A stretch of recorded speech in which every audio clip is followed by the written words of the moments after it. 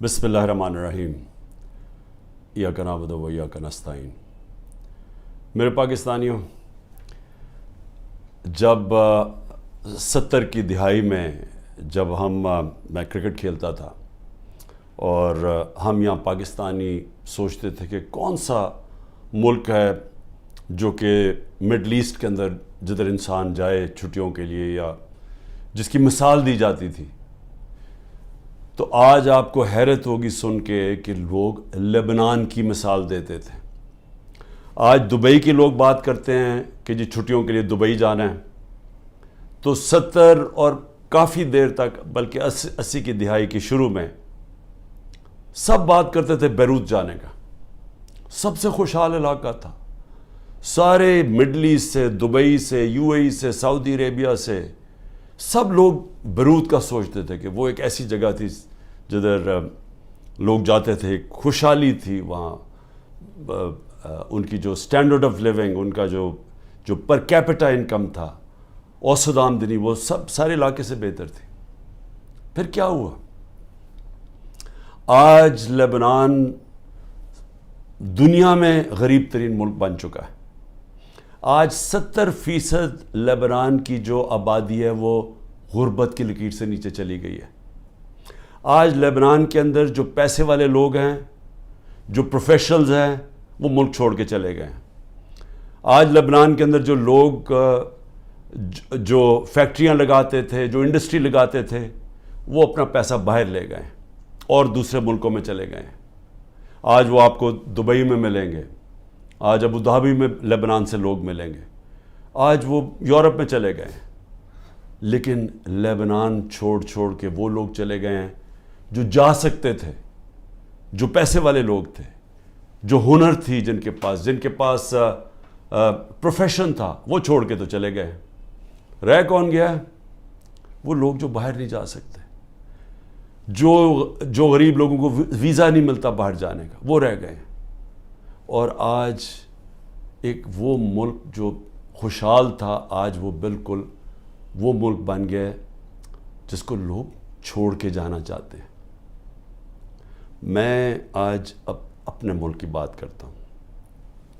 میں اس لیے یہ کہہ رہا ہوں کہ یہ جو گریس کی سمندر کے اندر جو کشتی ڈوبی ہے، جس میں آپ کہتے ہیں تقریباً 300 پاکستانی تھے، ابھی تک ہمیں پورا پتہ نہیں، کیونکہ وہ انلیگل تھے، وہ ناجائز طریقے سے جا رہے تھے، تو اس کے ابھی تک پوری رپورٹس نہیں آ رہی۔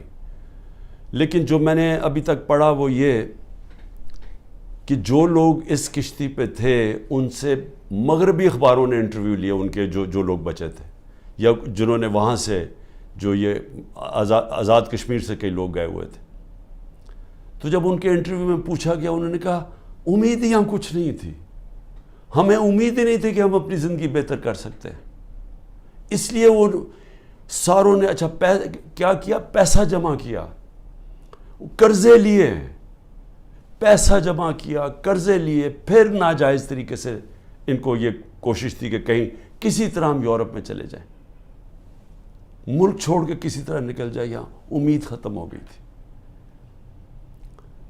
آج صرف جو یہ ہمارے غریب لوگ جن کے پاس اب بے روزگاری بڑھتی جا رہی ہے، آج صرف وہی نہیں صرف چھوڑ کے جا رہے ہیں، ہمارے 10 لاکھ پروفیشنل ملک چھوڑ کے چلے گئے اور جا رہے ہیں۔ میں نے اپنے ہسپتال کی مثال اس لیے دی کیونکہ جو کینسر ہسپتال میں اسپیشلسٹ ہوتے ہیں، دنیا میں ڈیمانڈ ہوتی ہے، دنیا میں کہیں جائیں تو جتنے ہم ان کو تنخواہ دیتے ہیں 4-5 گنا زیادہ تنخواہ مل سکتی ہے وہاں۔ تو 10% ہمارے کنسلٹنٹ شوکت خان ہم سے چھوڑ کے چلے گئے ہیں یا جانے والے ہیں، کیونکہ امید چلی گئی ہے ان کو۔ اسی طرح ہر جگہ سے یہ رپورٹ آ رہی ہے، فیکٹریز پہ جو بڑے بزنسز تھیں جدھر انہوں نے پروفیشنلز ہائر کیے ہوئے تھے، ہر جگہ سے یہی آواز آ رہی ہے کہ جی لوگ سمجھتے ہیں کہ پاکستان میں امید ختم ہو گئی ہے، آگے کوئی ان کو نظر نہیں آ رہا۔ لوگ مشکل وقت برداشت کر لیتے ہیں، ہم روزہ رکھ لیتے ہیں، پتہ کہ شام کو ہم نے روزہ کھولا ہے، بھوکے رہتے ہیں سارا دن۔ اسی طرح لوگوں کو اگر یہ امید ہو کہ آگے جا کے حالات بہتر ہو جائیں گے، وہ کہا ٹھیک ہے یہ مشکل وقت برداشت کر لیتے. لیکن جو حالات اب جا رہے ہیں, لوگوں کی امید جا رہی ہے ملک سے. اور میں یہ جو آج بات کر رہا ہوں میں اس لیے کر رہا ہوں, وہ جو لوگ آج اقتدار میں بیٹھے ہوئے ہیں میں ان کے لیے یہ سامنے رکھ رہا ہوں. دو قسم کے لوگ ہیں نا, ایک تو وہ ہیں جو کہ NRO والے ہیں جنہوں نے اپنے پیسہ بچانا تھا, جو صرف آئے ملک سے اس لیے تھے کہ ان کے اربوں روپے کے اوپر کرپشن کیسز تھے, تو انہوں تو NRO لینا تھا. میرے سے بڑی کوشش کی, میرے پیچھے پڑے رہے, پروپیگنڈا کیمپین کرتے رہے, اپنے میڈیا ہاؤسز کے ذریعے میرے خلاف پوری کیمپین چلائی کہ ملک تباہ ہو گیا, مہنگائی بہت بڑھ گئی ہے. تو انہوں نے تو, ان کا مقصد کوئی ملک کی تو بہتری تھی نہیں, کہ ان کا تو پیسہ باہر پڑا, چوری کر کے ملک کا پیسہ باہر لے گئے ہیں. تو یہاں اگر جب روپیہ گرتا ہے تو ان کو تو کوئی فرق نہیں پڑتا, ملک اگر نیچے جائے گا ان کو کیا فرق پڑے گا. آج اگر یہاں لوگوں کی امید ختم ہوتی جا رہی ہے تو یہ ان کو تو کوئی فرق, ان کا پیسہ ہی پہلے باہر پڑا ہوا ہے. تو اس لیے ایک تو یہ ٹائپ ہے, لیکن دوسرے بھی ہیں, وہ ایسے لوگ ہیں جو آج اقتدار میں بیٹھے جن کا جینا مرنا اس ملک میں. میں تو ان سے آج بات کر رہا ہوں. میں لیبنان کی اس لیے مثال دے رہا ہوں کہ ہم بڑی تیزی سے اس طرف جا رہے ہیں. ہم اس وقت اتنی تیزی سے وہاں جا رہے ہیں کیونکہ ملک کے اندر جو دولت بڑھتی ہے, جس کو ویلتھ کریشن کہتے ہیں, دولت میں جو اضافہ ہوتا ہے وہ تو سکڑ کے 6% سے جا کے نیچے چلا گیا ہے 0.2%, کئی کہتے ہیں اسے بھی نیچے چلا گیا.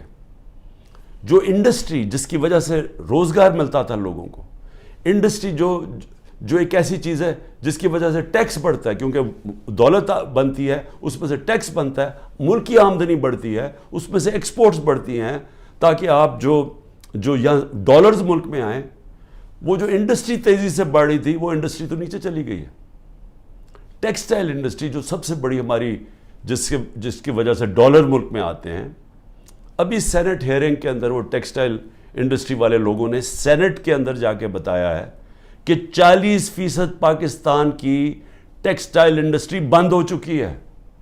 70 لاکھ لوگ جو ٹیکسٹائل انڈسٹری میں کام کرتے تھے وہ بے روزگار ہو گئے ہیں, اور 25% مزید اگر انہوں نے کہا کہ یہ آپ نے نہ کیا, جو قیمتیں آپ نے اتنی چڑھا دی ہیں, بجلی کی قیمت دگنی ہو گئی ہے, گیس کی قیمت کہاں سے کم پہنچ, اگر یہ آپ نے کب نہ کی تو 25% مزید اور بند ہو رہی ہے. اب یہ یاد رکھیں کہ یہ صرف سال پہلے فیصل آباد کے لوگوں سے پوچھیں, مجھے ٹیکسٹائل والے لوگ کہتے تھے کہ ہمیں ٹیکسٹائل کا ورکر نہیں مل رہا. ٹیکسٹائل انڈسٹری بوم کر رہی تھی, ٹیکسٹائل انڈسٹری کی ایکسپورٹس ریکارڈ تھی, اس کی جو وہ ٹیکس دے رہی تھی ہمیں.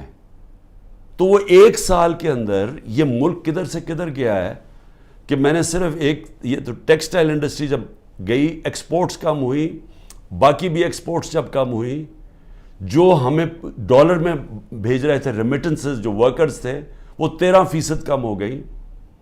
ہم نے صرف 1 سال کے اندر جو ڈالر ہر سال بڑھ رہا تھا, ہمارے آخری 2-3 سال ڈالر بڑھتے جا رہے تھے, ریمیٹنسز بڑھتی جا رہی تھی, ایکسپورٹس بڑھتی جا رہی تھیں, ہر سال بڑھتی جا رہی تھی, ریکارڈ تھی ہماری آخری 1 سال میں.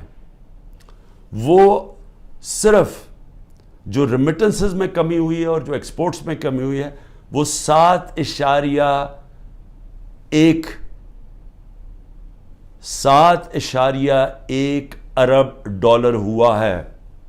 ہم IMF سے 7 ارب ڈالر کا قرضہ مانگ رہے ہیں. اتنا 1 سال کے اندر کمی آ گئی ہے ڈالرز کے اندر آنے میں, اور یہ مزید اور نیچے جا رہا ہے, کیونکہ جتنا جو مارکیٹ میں ڈالر بک رہا ہے اور جو اس کی آفیشیل ریٹ ہے اس میں جتنا فرق بڑھتا جا رہا ہے اتنا اور پیسہ بینکنگ چینل سے نہیں آ رہا, یعنی کہ ملک کو اتنا اور کمی ہوتی جا رہی ہے ڈالرز کی.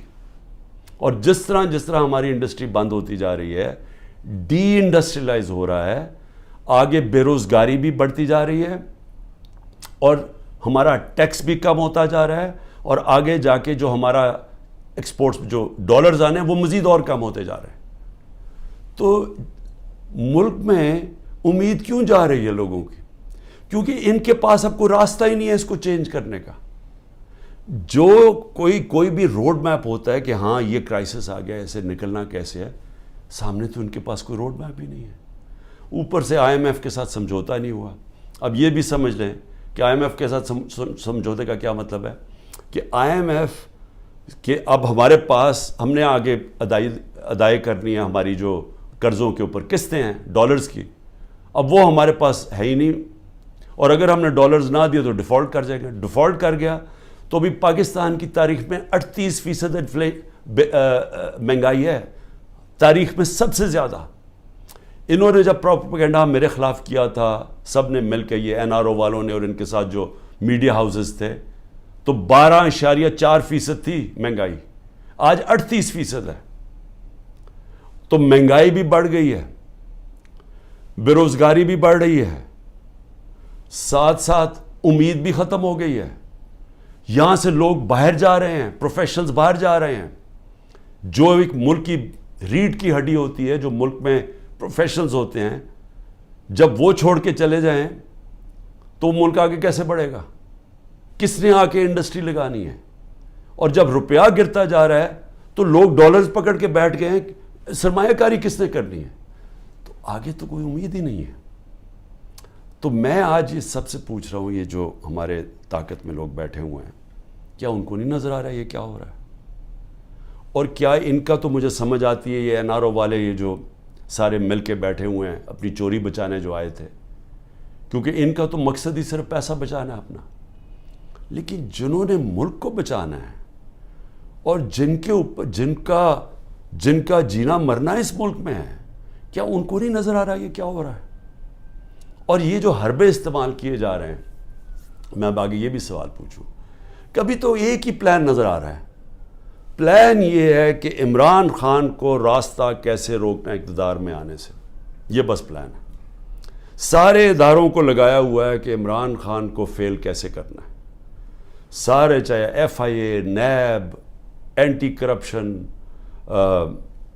وہ جو FBR, یعنی اپنی ایجنسیز, بس پولیس, مقصد کیا جی کہ کسی طرح عمران خان کا راستہ روکنے کے لیے ظلم کرو لوگوں کو, جو عمران خان کے رشتہ دار ہوں, چاہے وہ ہماری پارٹی کے اندر لوگ ہوں, ٹکٹ ہولڈرز ہوں, ٹکٹ ہولڈرز کے رشتہ دار ہوں, سب کے اوپر ایک ظلم کا نظام شروع ہوا ہے.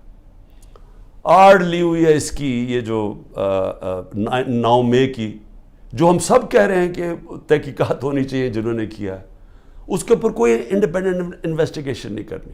وہ خود ہی فیصلہ کر لیا ہے, پہلے سے پلان ہوا تھا کہ جناب یہ آپ نے یہ کرنا ہے, یہ 4-5 جگہ آگ لگے گی, اور اس کے آڑ میں لے کے تحریک انصاف کے پیچھے اور عمران خان کو غدار کہہ دو اور ان کے اوپر ساری پارٹی کو بند کر دو. تو خیر سختی تو پہلے سے شروع ہوئی تھی, یہ تو پہلی دفعہ تو نہیں, یہ تو 25 مئی پچھلے سال سے ہمارے اوپر سختیاں شروع ہوئی تھیں. لیکن ایک اور لیول کی سختی شروع ہو گئی ہے, لوگوں کے گھروں میں گھستے ہیں, یعنی چلیں گھر توڑ دیا, چلیں لوگوں کو جیلوں میں ڈال دیا, چلیں یہ بھی ٹھیک, لیکن گھر کی عورتوں سے جو ہو رہا ہے, مجھے ابھی تک بچوں سے جو ہو رہا ہے, میں تو ابھی تک یہ میرے ذہن میں یہ پوری طرح چیز اس کی کوئی مجھے سمجھ ہی نہیں آ رہی. میں اس کو سمجھنے کی کوشش کر رہا ہوں کہ یہ کون سا ذہن ہے جو یہ کر رہا ہے کہ لوگوں کے بچوں کے اوپر, اسکول کے بچوں کے اوپر ان کی دھمکیاں دیتے ہیں, عورتوں کے اوپر. ابھی ایک ڈاکٹر طاہر ایکس منسٹر رہ چکا مشرف کے دور میں, وہ ساری میڈیکل کمیونٹی جاتی ہے اس ڈاکٹر کو, اس نے اپنی پوری کہانی لکھی ہے کہ کہتا میں گھر میں مجھے پتہ ہی نہیں تھا, نہ میں کسی مظاہرے میں شرکت کی ہے, گھر میں آئے, مجھے اٹھایا, گھر میں توڑ پھوڑ کی, بیوی کو بٹ مارے, بندوق کے بٹ مارے بیوی کو, اس کو جا کے چکی میں ڈال دیا, جو کہ وہ سزائے موت والے قیدیوں کو ڈالتے ہیں. وہ اس کے 2 مریض تھے, ایک مرگی کی مریض تھی, ایک اس کو سٹروک ہو چکی تھی, وہ ڈاکٹر تھا, 10 دن اس کو وہاں بند کر دیا. یعنی کوئی اس میں, یعنی ایسے کوئی حیوانوں کے آرڈرز دیے ہوئے ہیں کہ جو ملے اس کو پکڑ کے یہ ظلم شروع کر دو اس کے اوپر. لیکن عورتوں کے اوپر, اس کی بیویوں کو بٹ مارے, وہ کہتا, وہ اس نے اپنا لکھا ہے, کہتا چلیں ٹھیک ہے, مجھے کیا, مجھے اٹھا کے مجھے کھینچ کے جس طرح کے کوئی مجرم ہوتا ہے گھر سے نکالا انہوں نے, اور جس طرح گھسے رات کے 3 بجے. لیکن وہ بیوی کو بٹ مارنا، اس کے زخم کیے ہوئے ہیں. اور اسی طرح سارے یہ کہانیاں آتی ہیں کہ گھروں میں بیویوں عورتوں سے، عثمان ڈار کی والدہ سے بدتمیزی، اس کو دھکے دے رہے ہیں. یعنی یہ ہمارا دین تو خیر، یعنی وہ نبی صلی اللہ علیہ وسلم نے وہ ہدایتیں کی ہوئی تھیں کہ مخالفوں کے خلاف جنگ کے دوران، وہ بھی جنگ مخالف کے دوران، مخالف کے ساتھ، نہ ان کی عورتوں کو کچھ ہاتھ لگانا ہے، نہ ان کے بوڑھوں کو، نہ ان کے بچوں کو. یہ ہدایت تھی جنگ کے دوران. تو یہاں تو اپنے لوگوں سے کیا جا رہا ہے. ہم پڑھتے تھے یہ اخباروں میں کہ جی مقبوضہ کشمیر میں اس طرح گھروں میں گھستی ہے ہندوستان کی فوج. فلسطینیوں سے سنتے تھے، لیکن وہاں بھی عورتیں بچوں سے اتنا نہیں ہم نے سنا جو اب ہو رہا ہے. تو اس سے کیا، یعنی اس سے حاصل کیا ہوگا؟ یہ جو ظلم کر رہے ہیں لوگوں کے گھروں میں، گھر توڑ رہے ہیں، بزنسز بند کر رہے ہیں. آگے بے روزگاری ہے، لوگوں کی بزنسز بند کر رہے ہیں. وہ لوگ بے روزگار، اچھا پھر نوکروں کو اٹھا کے لے جاتے ہیں. مجھے ابھی یہ نہیں سمجھ آئی، وہ بیچارے نوکر جو اپنی بیوی بچوں کا پیٹ پال رہے ہیں، ان کو اٹھا کے لے جاتے ہیں اور ان کو مارتے ہیں، ان کے اوپر ظلم کرتے ہیں. میری بہن کا نوکر 20-25 سال سے ہمارا ہوتا تھا یہاں زمان پاک میں، رحیم خنسامہ جو تھا، اس کو میری بہن کے گھر آ کے اس کو اٹھا کے لے گئے، اس کے ڈرائیور کو بھی، لیکن اس کو انہوں نے ایسا بند کمرے میں رکھا، پتہ نہیں ابھی تک وہ وینٹیلیٹر سے اترا یا نہیں. 3 ہفتے وہ وینٹیلیٹر پہ رہا ہے. 3 ہفتے وہ اپنی زندگی موت کی جنگ لڑتا رہا ہے. تو غریبوں سے بھی ظلم. تو اس سے کیا، اچھا اب اس سے کیا حاصل کیا ہو رہا ہے؟ میرا یہ اگلا سوال ہے. 400 ہمارے ٹکٹ ہولڈرز پنجاب میں جن کو میں نے ٹکٹ دیا، تقریباً 400 ہیں. 40 صرف چھوڑ کے گئے ہیں. سب گھروں سے باہر ہیں، سب چھپے ہوئے ہیں، سب کی بزنسز کے اوپر اٹیک کر رہے ہیں، رشتہ داروں کے اوپر اٹیک کر رہے ہیں، بچوں پہ کر رہے ہیں کہ انہوں نے بچے باہر بھجوا دیے، لیکن وہ چھوڑ نہیں رہے. تو سوال میں یہ پوچھتا ہوں کہ یہ جو ظلم کر رہے ہیں اس سے کیا فائدہ ہو رہا ہے؟ سوائے نفرتیں بڑھنے کے مجھے بتائیں فائدہ کیا ہو رہا ہے؟ جو بھی یہ پالیسی کر رہا ہے نا، اس پہ کوئی عقل نہیں ہے، اس کو کوئی پولیٹکس کی نہیں سمجھ، اس کو تاریخ کی نہیں سمجھ، وہ زیادہ پڑھا لکھا آدمی نہیں ہے. یہ کوئی احمق یہ چیزیں کروا رہا ہے. سوائے نفرت کے بڑھنے کے اور یہ ظلم کرنے کے، اس سے فائدہ کیا ہو رہا ہے؟ کیونکہ لوگ تو چھوڑ نہیں رہے. جو چھوڑ کے گئے ہیں، آپ نے یہ نہیں، مجھے نقصان نہیں پہنچایا جو چھوڑ کے گئے ہیں، آپ نے ان کے کریئر ختم کر دیے، آپ ان کی پولیٹکس ختم کر دی ہے. جو چھوڑ کے گیا اس کی پولیٹکس ختم ہے. اور یہ سوال پوچھیں گے کیوں نہیں چھوڑ کے جا رہے؟ ان کو بھی پتہ ہے، ان کو پبلک کا پتہ ہے کہ جس وقت وہ چھوڑ کے گئے پبلک ان کو ووٹ نہیں ڈالے گی. ان کو بھی پتہ ہے، لیکن ان کے اوپر فائلیں بنائی ہوئی ہیں، کئیوں کو چھوڑ دیا جو چلے گئے ہیں. لیکن آگے میں صرف اب آگے پوچھتا ہوں کہ مجھے کیا نقصان پہنچا رہے ہیں؟ مجھے میری بہنوں کے اوپر اور بھی رشتہ داروں کے اوپر انہوں نے کیا ہے. یہ اسی طرح کی سختی کی. سب بیٹھے ہم سہ رہے ہیں. سب میرے گھر ابھی تک سیکیورٹی کا جو چیف تھا وہ ابھی تک غائب ہوا ہے، اس کو اٹھا کے لے گئے. یہاں سے وہ آئے بچے بیچارے سوشل میڈیا کے پرسوں، ان کو پکڑ کے لے گئے. وکیل میرا آیا جو اس کا کوئی تعلق ہی پارٹی سے نہیں تھا، وہ اور اس کے ڈرائیور کو اغوا کر کے لے گئے. وہ رات تک اس کو رکھا. تو کیا میں اس سے ڈر جاؤں گا یا پیچھے ہٹ جاؤں گا؟ کیا مجھے اس سے، یہ جو کیسز ہیں، قتل کا کیس میرے اوپر کر دیا ہے، میری بہن کے اوپر کیس کیا ہوا ہے اینٹی کرپشن نے، 6 ارب کی زمین لیا میں لیا اس نے جب میں پرائم منسٹر تھا. یعنی ایسے ڈفر ہیں لوگ. میں واقعی یہ ڈفر ہی ہوں گے. وہ اینٹی کرپشن سے کیس کروایا. وہ اس نے چیک سے پیسے دیے تھے، اور پیسے کتنے تھے؟ 6 کروڑ کی زمین تھی، 75 لاکھ اوپر ٹیکس دیا ہوا ہے. وہ چیک سے سارا دیا ہے. وہ چیک کے نمبرز ہیں، چیک کی ڈیٹ ہے، اور وہ کب دیے ہیں وہ میری بہن نے وہ کب یہ پراپرٹی خریدی؟ جب حمزہ شریف پنجاب کا چیف منسٹر تھا، میں پرائم منسٹر ہی نہیں تھا تب. تو اب سوچ لیں کہ یہ کس سطح کے اوپر پہنچ گئے ہیں کہ 160 کیسز ہو گئے میرے پر. کیا میں پیچھے ہٹ گیا ہوں؟ کیا میں پیچھے ہٹ جاؤں گا؟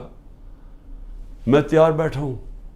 مجھے پورا پتا ہے کہ انہوں نے جیل کا پلان بنایا، میں تیار ہوں جیل کے لیے. لیکن اس سے کیا ہوگا؟ چل میں جیل چلا جاؤں گا، ڈسکوالیفائی کر دیں گے مجھے.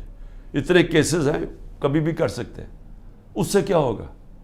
یہ میری آج بات یاد رکھ لیں، کیونکہ آپ کو پولیٹکس کی سمجھ نہیں ہے.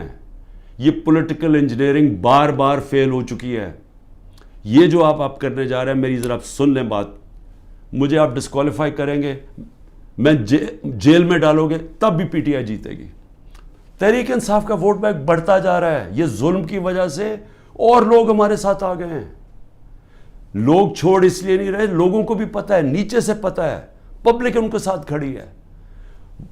ورکر کیوں نہیں چھوڑ کے جا رہا؟ ورکر جیلوں سے نکلتا ہے، اس کو سوچیں بری طرح رکھتے ہیں. وہ عدالت میں جاتا ہے، تحریک انصاف زندہ باد کے دائرے نکالتا ہے. وہ کیوں نہیں چھوڑا؟ کیونکہ قوم جب ایک نظریے کے ساتھ کھڑی ہو جائے، آپ ڈنڈے مار کے ان کو نظریہ نہیں ان سے نکال سکتے. یہ جو بھی پالیسی بنائی ہوئی ہے ظلم کرنے کی، یہ فیل ہو گئی ہے. یہ پالیسی کامیاب نہیں ہو سکتی. آپ جب بھی الیکشن کروائیں گے، میرے سے آج لکھ کے لے لیں، تحریک انصاف سویپ کرے گی. بلکہ آپ نے پی ڈی ایم کا جنازہ نکال دیا ہے. آپ نے ان پارٹیز کو بالکل جو رئیسی کسر ہے یہ ختم کر دی ہے. یہ اب الیکشن ہی نہیں لڑنے کے قابل. یہ وہ الیکشن کوشش کریں گے، وہ جو ابھی کراچی کے اندر وہ جو میئر کا الیکشن ہوا ہے، اس ٹائپ الیکشن. وہ میئر کا الیکشن تو ہو سکتا ہے انڈائریکٹ. جب جنرل الیکشن ہوگا اس ملک میں 25 کروڑ لوگوں کا، وہ کوئی کنٹرول نہیں اس کو کر سکتا. جب بھی آپ الیکشن کروائیں گے ہارنا ہے. لیکن یہ ملک کا کیا بن رہا ہے؟ میں تو صرف اس لیے آج پوچھ رہا ہوں، میں بار بار ڈائلاگ کی بات اس لیے کرتا ہوں، مجھے اپنے ملک کی فکر پڑی ہوئی ہے، مجھے اپنی فکر نہیں ہے. کیونکہ جو بھی آپ کریں گے، مجھے یہ اللہ جب قوم ساتھ کھڑی ہے تو مجھے کس چیز کی فکر ہے؟ لیکن ملک کی فکر ہے. کیونکہ ملک، ہم لیبنن کی طرف تیزی سے جا رہے ہیں. ہمارا ملک تیزی سے نیچے جا رہا ہے. اور سب سے خوفناک جب ایک قوم کے لوگوں کی امید ختم ہو جائے. اور یہ جو بات کی خواجہ آصف نے اوورسیز پاکستانی کی، یہ میری بات یاد رکھنا کہ جب بھی یہ ملک انشاءاللہ ایک دن ہم کھڑا کریں گے، اوورسیز پاکستانیز کے کندھوں کے اوپر کھڑا ہوگا. اس نے اتنی سٹپڈ بات کی کیونکہ اس میں کم عقل کا آدمی ہے. اس نے یہ کہا کہ جناب وہ جنازے صرف دفنانے آتے ہیں یہاں. اس کو یہ نہیں پتا کہ جب خواجہ آصف اور نواز شریف اور زرداری جیسے لوگ اس ملک کے اوپر بیٹھے ہوں گے تو وہ اس ملک کے اندر کبھی اپنا پیسہ انویسٹ نہیں کریں گے، سرمایہ کاری نہیں کریں گے. وہ لوگ ہیں، وہ تب اس ملک کے اندر پیسہ لے کے آئیں گے جب رول آف لا آئے گا، جب اس ملک میں انصاف کا نظام ٹھیک ہوگا، جب عدالتوں کے اوپر ان کو اعتماد ہوگا، جب ان کو یہ پتا ہوگا کہ جب ان کا جو سرمایہ کاری کریں گے تو یہاں کا عدالتی نظام ان کو تحفظ دے گا، ان کی سرمایہ کاری کو. یا تو سپریم کورٹ کا فیصلہ نہیں مانتی گورنمنٹ، یا تو عدالتوں کے فیصلے نہیں مانتی، پولیس ہی نہیں مانتی ان کے فیصلے. کس نے پیسہ لے کے آنا ہے پاکستان؟ تو وہ پھر اپنے جنازے ہی دفنائیں گے نا یہاں. اصل میں پیسہ پڑا ہوا ہے، ورکرز ہمارے ریمیٹنسز آتی ہیں ہماری مڈل ایسٹ سے، سعودی عربیہ سے، یو اے ای سے سب سے زیادہ. لیکن جو سرمایہ کاری سب سے زیادہ آئے گی وہ آئے گی امریکہ اور یورپ سے اور برطانیہ سے، کیونکہ ان کے پاس اصل پیسہ پڑا ہوا ہے. صرف 16,000 پاکستانی امریکن ڈاکٹرز کے جو ورتھ ہے وہ $200 ارب ہے. تو جب ہم ماحول ٹھیک کریں گے تو وہ پیسہ آئے گا. یہاں تو جنگل کا قانون ہے. یہاں جو حالات دیکھ رہے ہیں، یہاں تو لوگ چھوڑ کے جا رہے ہیں ملک. تو پیسہ کس نے لے کے آنا ملک میں؟ تو ہم تو وہ چیزیں کر رہے ہیں جس سے ملک کو ہم تباہی کی طرف دھکیل رہے ہیں. ہم تو وہ دشمنوں کا کام کر رہے ہیں سکل پاکستان میں. اس لیے میں آخر میں کہتا ہوں ابھی بھی وقت ہے، بات چیت کریں. اگر تو آپ کے پاس کوئی گیم پلان ہے کہ عمران خان کو اگر ہم نکال کے تو ہمارا ملک ٹھیک ہو جائے گا، وہ مجھے بتائے، میں پیچھے ہٹ جاتا ہوں. لیکن اگر گیم پلان صرف یہ ہے کہ عمران خان راستے سے ہٹ جائے کیونکہ یہاں لوگوں کو اپنی ذاتی فائدے نظر آ رہے ہیں، لوگ اپنے NRO مل جائے گا لوگوں کو، یا لوگوں کو اپنی پوزیشنز کی فکر پڑی ہوئی ہے، اگر صرف اس لیے عمران خان کو ہٹانا ہے تو عمران خان تو راستے سے نہیں ہٹے گا. عمران خان بیٹھا ہے یہاں، جو کرنا کرو. لیکن ملک، ہمارا ملک کبھی بھی معاف نہیں کرے گا. یہ تاریخ نوٹ کر رہی ہے جو لوگ کر رہے ہیں اس ملک کے ساتھ، جو انہوں نے حکومت گرا کے سازش کے تحت جو کیا ہے ملک کے ساتھ، یہ سارا تاریخ کا حصہ بن گیا اور یہ قوم بھولے گی نہیں ان کو. پاکستان پائندہ باد.